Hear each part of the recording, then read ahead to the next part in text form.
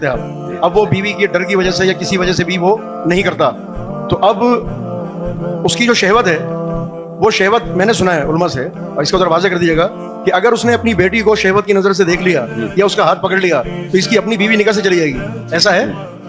आप सवाल तो कंप्लीट करें ना। दूसरा, अगर किसी की बीवी मर गई, अब तो उसको बहुत ही जरूरी है शादी करना।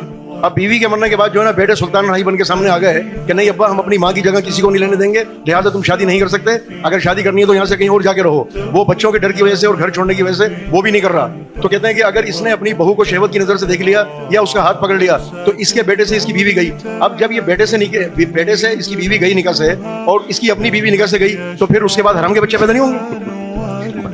बच्चे लाजमी है।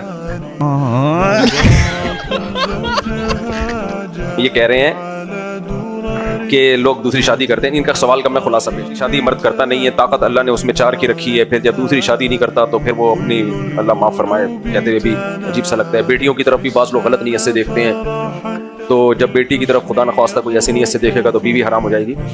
देखें, पहली बात तो ये है कि चाहे एक शादी हो चाहे एक भी ना हो, बेटी इतना मुकद्दस रिश्ता है कि उसकी तरफ कोई भी बुरी नीयत से नहीं देखता, ना उसको छूना तो दूर की बात। कोई अगर देख रहा है ना तो वो इंतहाई परले दर्जे का गलीज शैतान है।